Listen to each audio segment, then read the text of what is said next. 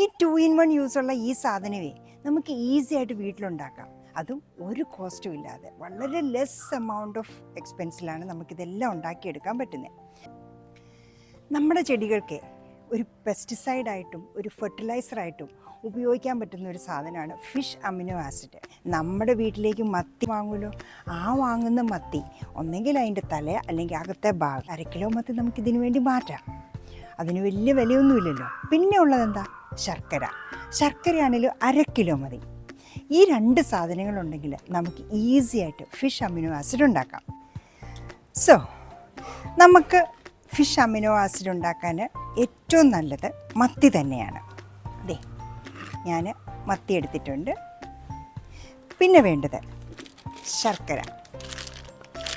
പിന്നെ ഇതെല്ലാം നമ്മൾ ഒരു തൂക്കത്തിലെടുക്കുകയാണ് ഏറ്റവും നല്ലത്. അപ്പോൾ ഇതാണ്ട് എൻ്റെ വെയിങ് മെഷീനും അവനെയും ഞാൻ ഇങ്ങോട്ട് എടുത്തുകൊണ്ട് വന്നു.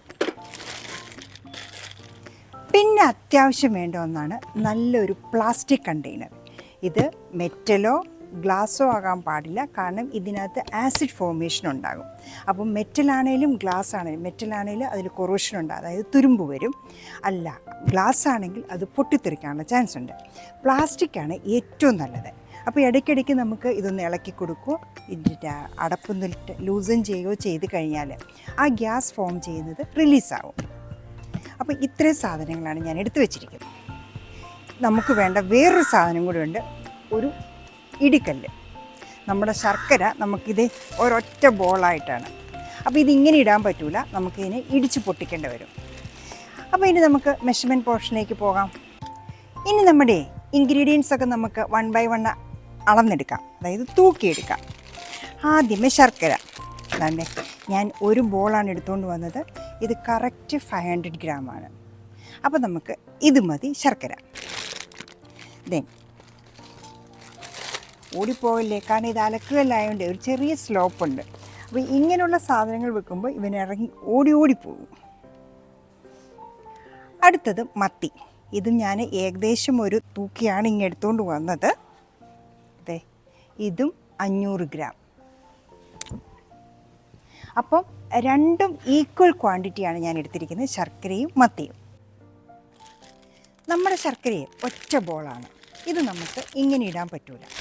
അപ്പോൾ എന്ത് ചെയ്യാം, നമുക്ക് ഈ പ്ലാസ്റ്റിക് കവർ തന്നെ ഇങ്ങനെ വെച്ചിട്ട് ഇതേ നമ്മുടെ ഇടികളിൽ വെച്ച് 2 തട്ട് തട്ടിയാൽ മതി, ഇവൻ പൊട്ടിക്കോളും.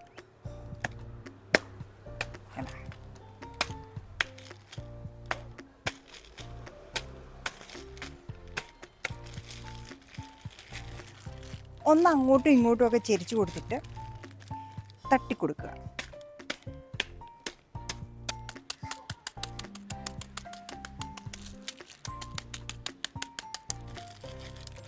ദേ നല്ല രീതിയിൽ ഇത് പൊടിഞ്ഞു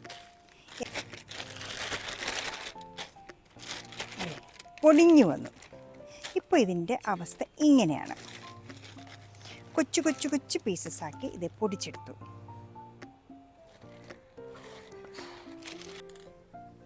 ഇപ്പം നമ്മുടെ ശർക്കരയുടെ കാര്യത്തിലൊരു തീരുമാനമായി. അടുത്തത് ഇനി മത്തിയാണ്. ഇതേ ഈ മത്തി നമ്മൾ വാങ്ങിച്ചപടി അതേപടി തന്നെയാണ്. ഇത് കഴുകുകയോ വൃത്തിയാക്കുകയോ ഒന്നും വേണ്ട, അതിൻ്റെ ഒരു ആവശ്യവും. പക്ഷേ മത്തി വെട്ടണമെങ്കിൽ നമുക്ക് വേറൊരു സംഭവം ഉണ്ടല്ലോ, ഗ്ലൗസ്. അപ്പം നമ്മുടെ ആയുധം കയ്യിലോട്ട് കയറ്റി എന്നിട്ട് ഈ പാത്രം എടുത്തു. നമ്മൾ ഒരു സിസേഴ്സ് എടുത്തിട്ട് ഇതിനെ കൊച്ചു കൊച്ചു പീസായിട്ടൊക്കെ മുറിക്കാൻ പോവാണ്. ദേ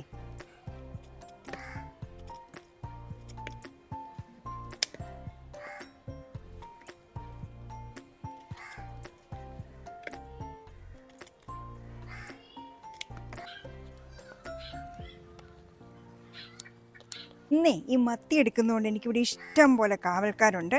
ഇത് കേൾക്കുന്നില്ലേ? കാക്കച്ചി എന്നെ വിട്ടു പോകാതെ നിൽക്കുന്നത് ഈ മത്തി കണ്ടുകൊണ്ടുള്ള നിപ്പാണ്. ഇതിപ്പോൾ കിട്ടുമെന്ന് ഓർത്തോണ്ടുള്ള നിൽക്കുന്നതാണേ. തരില്ല ഞാൻ മോളെ, തരില്ല. ലാസ്റ്റ് ഒരു പീസ് കൊടുത്തേക്കാം അല്ലേ, പാവല്ലേ. യെസ്, ഇങ്ങനെ എടുക്കുന്നു.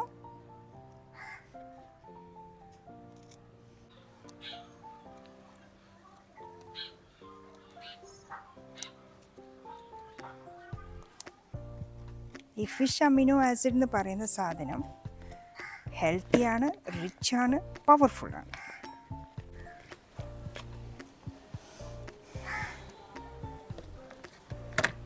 ഇത് കണ്ടോ, ദേ ഞാൻ ഈ ഗ്ലൗസ് ഇട്ടാണ് ഇത്രയും കാര്യം ചെയ്തത്. എൻ്റെ കയ്യിൽ ഒരു തുള്ളി പോലും അഴുക്കായിട്ടില്ല, മത്തിയുടെ ഒന്നും വന്നിട്ടില്ല. അപ്പോൾ ഇനി നമുക്ക് ഇത് വെള്ളം ഒഴിച്ച് ഈ ഗ്ലൗസ് അങ്ങ് കഴുകാം.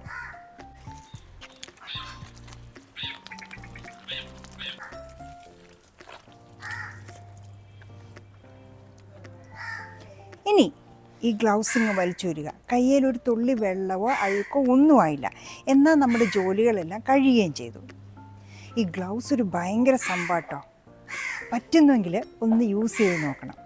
ഞാനൊരു പാത്രം കഴുകാൻ പോലും ഗ്ലൗസ് ഇട്ടാണ് ചെയ്യുന്നത്. അത് കിച്ചൺ ഗ്ലൗസാണ്. ഇത് പക്ഷേ ഹെവി ഡ്യൂട്ടി ഗാർഡൻ ഗ്ലൗസാണ്. അതാണ് ഇത് കുറച്ച് സ്റ്റിഫായിട്ടിരിക്കുന്നത്. അപ്പം നമ്മുടെ മത്തിയെല്ലാം നമ്മൾ ഫുള്ളായിട്ട് ചെറിയ പീസായിട്ട് കട്ട് ചെയ്തു. നമ്മുടെ ശർക്കര റെഡി. ഇനി നമുക്ക് ഇതിനെ മിക്സ് ചെയ്യണം.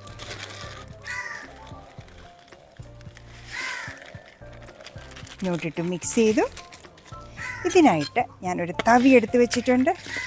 നല്ല പോലെ ഈ മീനും ശർക്കരയും കൂടെ മിക്സ് ചെയ്യാം.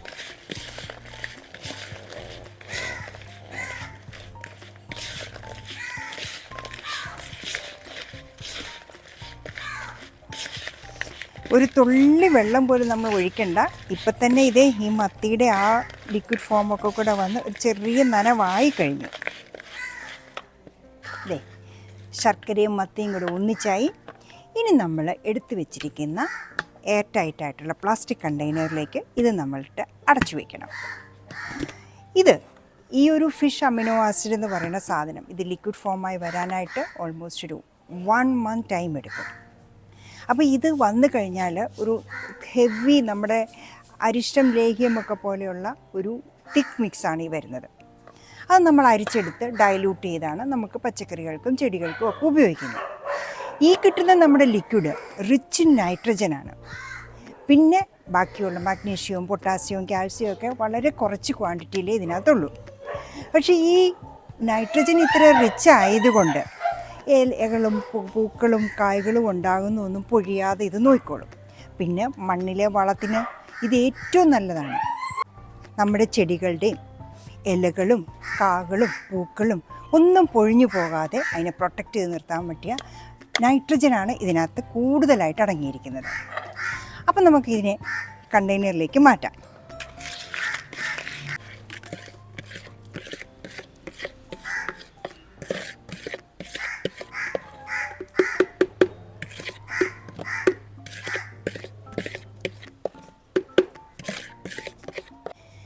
ഇത് ആക്ച്വലി സാധനം എൻ്റേത് 1/2 കിലോ വീതം 1 കിലോയേ സാധനമുള്ളൂ.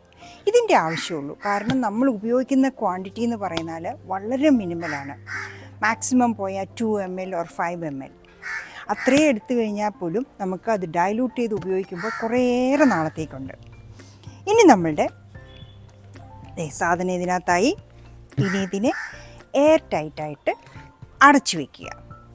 ഒരു 10 ദിവസം കഴിഞ്ഞിട്ട് ഇതൊന്ന് കുലുക്കിയിട്ട് ഈ എയർ വരുന്ന, അതായത് ഇതിനകത്ത് വരുന്ന ആസിഡ് ഫോം ചെയ്യുന്നതിനെ ഒന്ന് നമ്മൾ തുറന്ന് റിലീസ് ചെയ്ത് വിടണം. പിന്നെയും ഇത് അടച്ചേക്കുക. പിന്നെ ശർക്കരയുടെ ക്വാണ്ടിറ്റി ഒരു കാരണവശാലും കുറയരുത്. കൂടിയാൽ ഒരു പ്രശ്നവുമില്ല. കുറഞ്ഞു കഴിഞ്ഞാൽ ഇതിനകത്ത് പുഴുക്കളുണ്ടാകും. ശർക്കര എപ്പോഴും നമ്മൾ either സെയിം ക്വാണ്ടിറ്റി ഓർ കുറച്ച് കൂടിയാൽ പോലും ഒരു കുഴപ്പമില്ല. അപ്പോൾ നമുക്കിതിനെ അടച്ചു വെച്ചേക്കാം. അടുത്ത 10 ദിവസം കഴിഞ്ഞ് വെച്ച് നമുക്ക് കുലുക്കി കൊടുക്കാം. കുലുക്കിത്തക്കത്താ, ഇങ്ങനെ കുലുക്കിത്തക്കത്താ. ഇപ്പോഴും ഒന്ന് കുലുക്കി കൊടുത്തേക്കാം. കുലുക്കി ഒന്നുകൂടെ ഒന്ന് മിക്സാക്കി. ഇനി ഇത് വെക്കുന്നതാണേലും അധികം വെയിലൊന്നും ഇല്ലാത്ത ഒരു തണലായ സ്ഥലത്ത്. അപ്പം ഞാനിത് കൊണ്ടുപോയി നമ്മുടെ സ്റ്റോർ റൂമിൽ തന്നെ വയ്ക്കാം. ആരും ഇത് എടുത്തുകൊണ്ട് പോവുകയില്ല. കാരണം നമ്മുടെ വീട്ടിൽ പൂച്ചയൊന്നുമില്ല. എൻ്റേതേ ക്ലിയർ കണ്ടെയ്നറാണ്. അപ്പോൾ നമുക്ക് ഓരോ ദിവസം കാണാം ഇതിൻ്റെ പ്രോസസ്സും. സോ 1 മാസം കഴിയുമ്പോൾ നമുക്ക് ഇത് നമ്മുടെ ഒരു ഉഗ്രം വളമായിട്ട് കിട്ടും.